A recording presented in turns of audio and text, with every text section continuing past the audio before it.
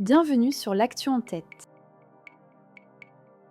Bonjour à toutes, à tous. Bienvenue dans l'actu en tête. Vous savez, cette actualité que nous avons en tête et cette actualité qui parfois nous entête. Alors, comme chaque semaine, on prend le temps de regarder un sujet d'actualité un peu autrement, avec de la distance, en croisant des faits, du terrain, de la psychologie des sciences humaines, pour nous aider à mieux comprendre.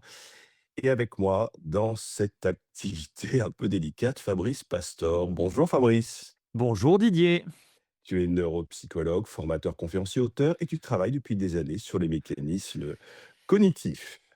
Oui Didier, merci encore une fois de ce moment passé ensemble. Je rappelle Didier que tu es journaliste, président du Psychodon et commissaire général du Forum de la santé mentale, notamment qui aura lieu à Cannes, au Palais des Festivals de Cannes, au mois d'octobre 2026. Alors, cela fait plusieurs semaines dans l'actualité que le conflit se déroule sous nos yeux, impuissants, entre les États-Unis et Israël et l'Iran.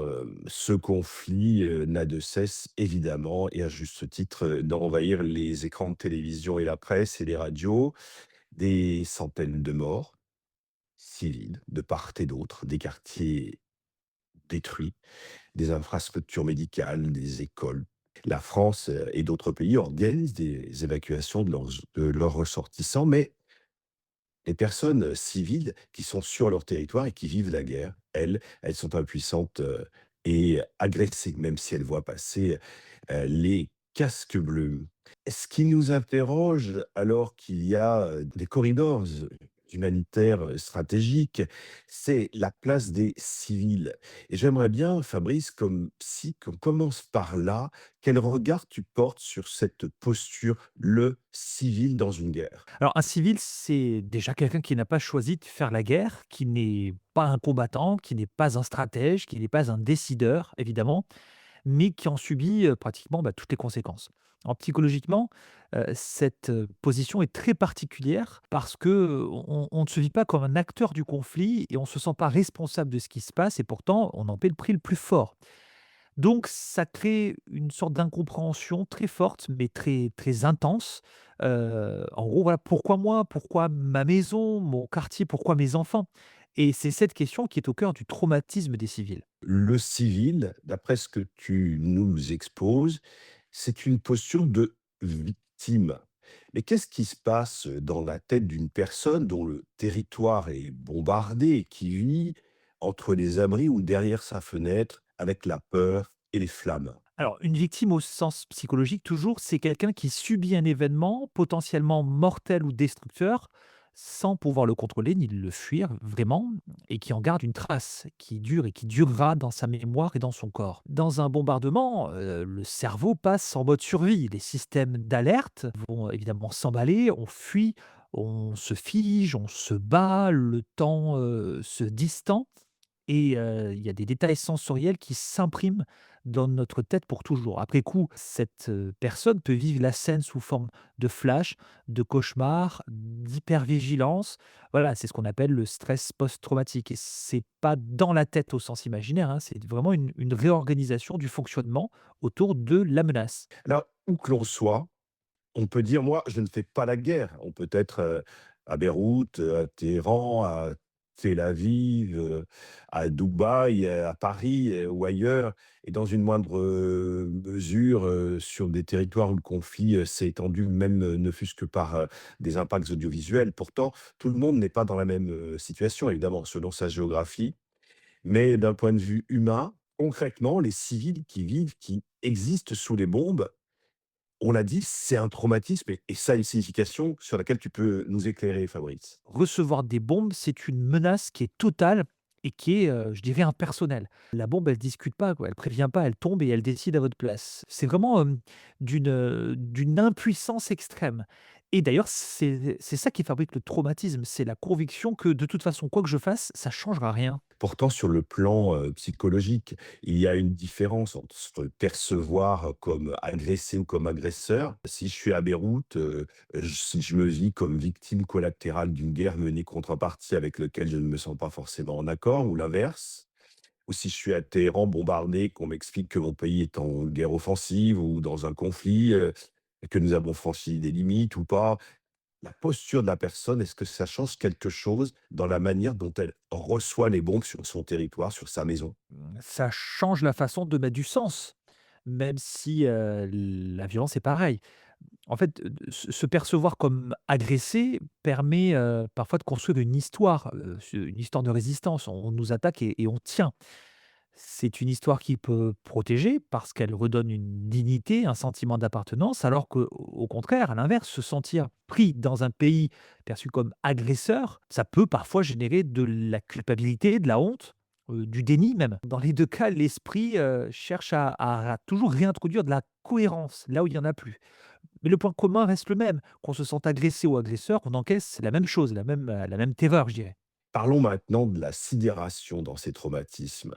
La sidération, ça a une explication, qui peut vraiment nous éclairer, Fabrice. Alors, la sidération, c'est un arrêt brutal de la capacité à penser et à réagir. L'événement est tellement énorme, tellement impensable que, je dirais, le psychisme disjoncte. On peut, rester dans ce cas-là incapable de bouger, de parler, parfois même de ressentir. C'est comme si le cerveau mettait un peu tout sur pause pour pas être submergé. Donc dans les bombardements ou dans les fuites comme ça précipitées, comme on a pu le voir, sur les routes, on voit des gens qui errent, qui ont parfois l'air absents, qui peuvent, répondre tout à fait, mécaniquement à des questions. C'est vraiment pas de l'indifférence, c'est un mécanisme de protection. Surtout que quand on part, et là c'est le cas de centaines de milliers de personnes qui fuient le Liban, souvent en urgence, avec une valise ou un sac à dos, ça nous rappelle aussi des temps d'histoire pas si lointaines. Qu'est-ce qu'on perd finalement au-delà de tout ce qu'on laisse, des objets de sa vie que l'on laisse, son appartement, sa maison, on laisse son quartier, son village, son territoire. C'est une rupture du lien avec son lieu de vie qui peut évidemment projeter des traumatismes chez les adultes, mais aussi chez les enfants. On perd un ancrage, un lieu de vie. C'est ce qui relie le quotidien à une histoire. Ça va être, je sais pas, les photos sur les murs, ça va être l'odeur qu'il y avait dans la cuisine, le trottoir qui était devant l'école, les voisins aussi avec qui on échange. Quand on part, on laisse derrière soi une espèce de continuité, qui permet de se sentir quelqu'un. Alors, pour les adultes, on peut parler de déchirure identitaire. Qui suis-je si je suis plus dans ce quartier, dans cette ville? Pour les enfants, c'est encore plus déstabilisant parce qu'ils sont encore évidemment en pleine construction. Ils n'ont pas encore d'histoire, intérieure, solide, je dirais. En arrachant un enfant à son environnement, on arrache aussi des repères qui sont, affectifs, qui sont sensoriels et aussi symboliques. Donc ça peut évidemment laisser des traces très importantes, comme un peu des trous dans la mémoire et dans l'estime aussi de soi. On a vu des témoignages à la télévision récemment, par exemple, de personnes revenues d'Israël laissant leurs proches sur place, parce qu'ils pouvaient revenir et pas les autres. On l'a vu également pour des personnes du Liban revenir avec des personnes laissées sur place parce qu'ils ne pouvaient pas revenir. Et c'est pareil, évidemment, pour certaines familles iraniennes qui sont ici et qui ne peuvent pas accueillir leurs proches. Les liens sont rompus et il y a dans cette urgence de l'exode, en fait, déjà un traumatisme.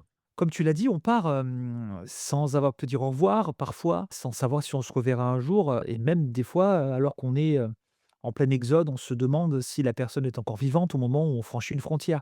C'est vraiment une incertitude très très dure qui crée des dissonances qui sont très, très fortes. On ne sait pas si on doit pleurer quelqu'un, si on doit espérer, si on doit, le chercher. Son esprit tourne en boucle sur des scénarios sans fin et après la culpabilité s'en mêle. Voilà, on peut se dire qu'on a pu partir, mais l'autre personne non, pourquoi moi?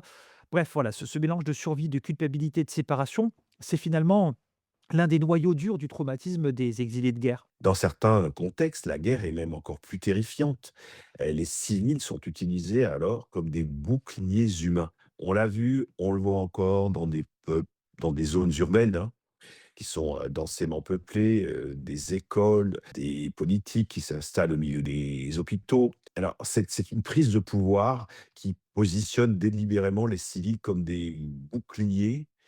Et qu'est-ce que ça veut dire pour toi d'un point de vue psychologique? C'est une instrumentalisation de l'humain extrême.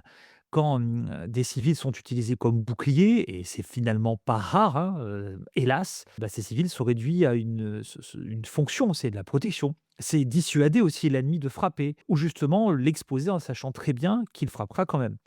D'un point de vue de ceux qui le vivent, ça renforce vraiment un sentiment de déshumanisation. Ça crée une confusion, certains peuvent se dire qu'ils sont protégés par ceux qui les utilisent, d'autres qui se sentent pris en otage par leur propre camp. Au niveau collectif, ça abîme, de manière, totalement durable la confiance dans toute forme d'autorité et donc dans la possibilité finalement de se sentir un jour à nouveau protégé par qui que ce soit. Dans ces situations où on laisse la maison, l'appartement, on laisse ce qu'on appelle le toit, hein, T-O-I-T, et ça prend presque une dimension, sacrée d'un point de vue psychologique. La signification du toit dans la tête d'une personne, elle est très forte, hein, Fabrice. C'est très symbolique. Le toit, c'est un peu comme se dire: «Tant que j'ai un chez moi, j'ai, l'illusion que le monde est ordonné».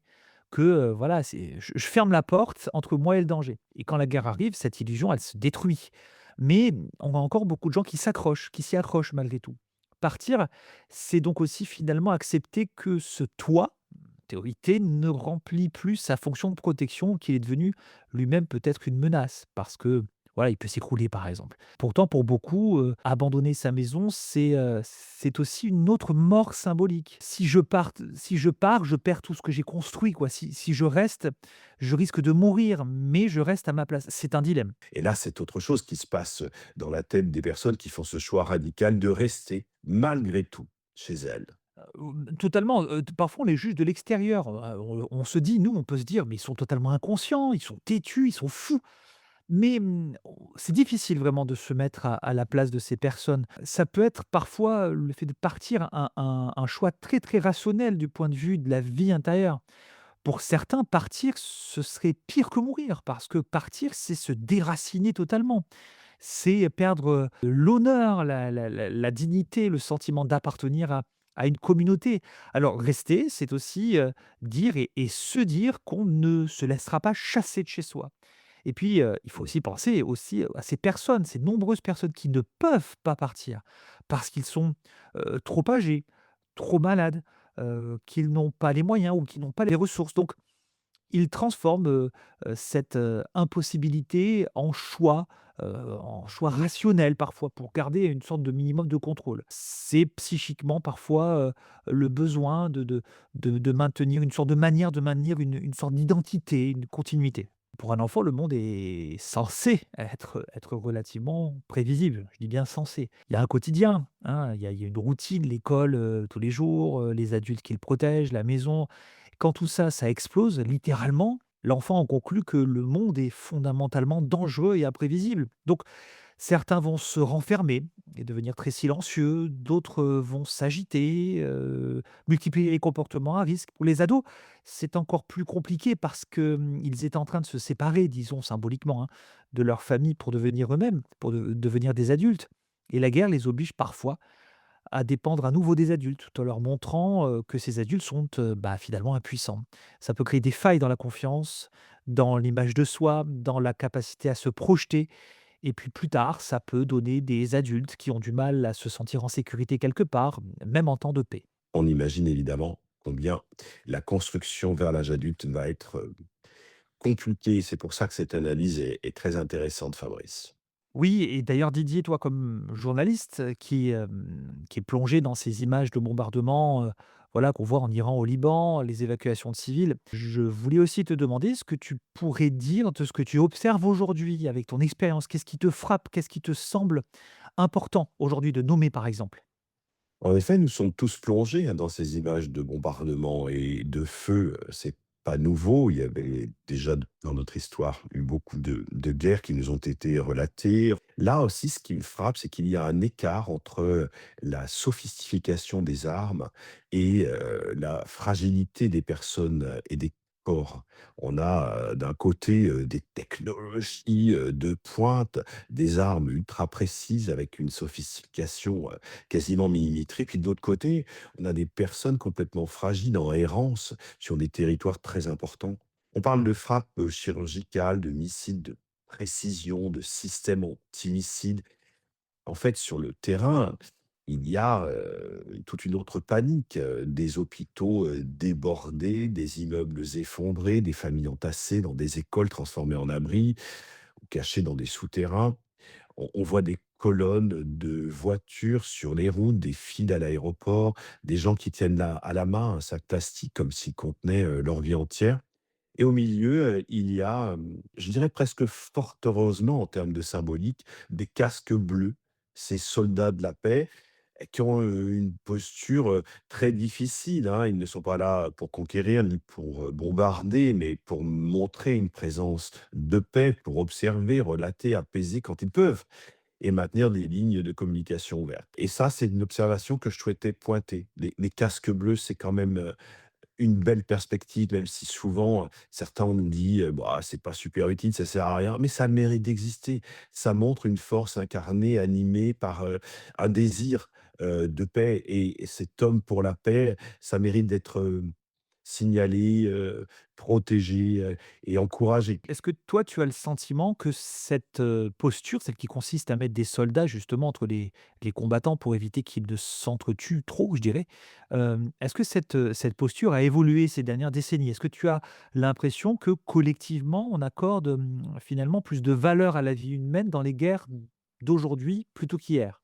Vraisemblablement non. Quand on regarde, les images de guerre, de ces dernières, décennies, on pourrait aussi aller plus loin, mais aussi des guerres récentes et celles dont nous parlons aujourd'hui. On voit les mêmes scènes, des civils qui fuient, hein, des couloirs d'humains réduits, à une valise à la main, des corps souvent, déjà, affaiblis, fatigués, amaigris, avec des couvertures de survie, des pleurs, des cris et l'histoire se reproduit. La technologie, a changé, les moyens de retransmission, on voit plus vite les images, mais c'est la même chose qui se joue, en fait. Et il y a une, considération qui est peut-être un peu nouvelle, c'est que le droit international semble plus bafoué cette fois-ci que les autres. C'est-à-dire que les interventions de guerre se font sans concertation avec les organisations, internationales. Mais finalement, les crimes de guerre se répètent. Les victimes dont on parle aujourd'hui civile, ça se répète comme, chair à canon sur le territoire, c'est toujours la même avec des civils toujours en première ligne et la vie à celui qui est là-bas, bah, elle semble pas avoir beaucoup de valeur puisqu'on lui envoie des bombes, sur la tête et qu'on nous montre, les guerres, les victimes sur les chaînes d'information comme si on était loin, comme si c'était des missiles tirés qui au fond, on n'arrivait pas à prendre conscience que c'est des centaines de personnes qui sont tuées, des femmes, des enfants, des jeunes garçons, des vies qui sont brutalement, arrachées, tuées. Alors tant que le civil restera une variable d'ajustement dans les calculs militaires, tant qu'on acceptera que des villes entières deviennent des champs de bataille, bah, on restera dans ce qui s'est toujours produit, la guerre, c'est la guerre et ça ne devrait pas exister. La guerre ne devrait pas exister. La guerre, c'est l'apogée des faibles. C'est quand les humains n'ont pas pu grandir et ces civils, ces vies blessées, ces existences, déplacées, on peut le dire, ce sont des traumatisés de guerre et aujourd'hui, avec ce podcast, c'est à ces civils blessés que nous pensons et avec qui nous partageons si loin, à la fois de la peur et de la peine. Peut-être pourrons-nous, se dire qu'il y a des méthodes, je ne sais pas si c'est possible de dire cela concrètement, pour soigner les victimes civiles traumatisées par la guerre. Qu'est-ce que tu en dis comme psychologue, Fabrice? Bon, on soigne d'abord en essayant de restaurer un minimum de sécurité, parce que sans environnement à peu près stable, le travail, psychique est presque impossible. Ensuite, on utilise des approches comme par exemple les thérapies, cognitivo-comportementales centrées sur le trauma, le MDR ou d'autres thérapies, d'exposition, contrôlées évidemment, qui aident parfois à remettre, l'événement à sa place dans la mémoire. Alors évidemment, quand on peut nous proposer ce type de thérapie, là j'extrapole un petit peu par rapport à ce qui se passe. Voilà, on travaille sur le corps, sur le sommeil, sur, la régulation des émotions, parfois en groupe. Le lien social, c'est aussi, un lien de soin, hein, c'est un médicament en soi. Pour en revenir à ce que tu disais, oui, c'est effectivement, c'est peut-être là que se joue quelque chose, vraiment d'essentiel, c'est le fait de changer le regard. Et quand on parle des victimes, il est triste de les voir comme finalement une sorte de décor un peu tragique. Il faudrait qu'on je pense qu'on centre aussi l'histoire sur eux. La guerre apparaîtra pour ce qu'elle est, non pas une succession de manœuvres stratégiques, mais une production de vies brisées, des civils dans l'exode, des femmes et des enfants pris à partie dans des conflits qu'ils subissent parce qu'ils en sont impuissants.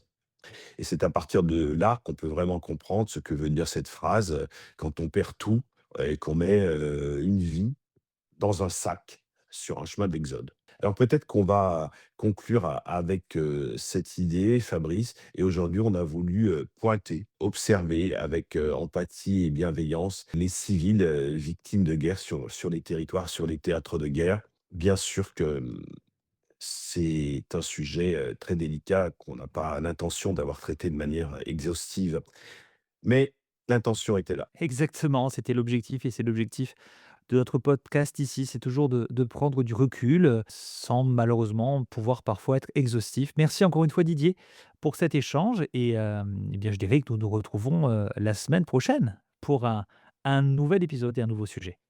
À la semaine prochaine pour un autre numéro de l'Actu en tête. Au revoir à toutes et à tous.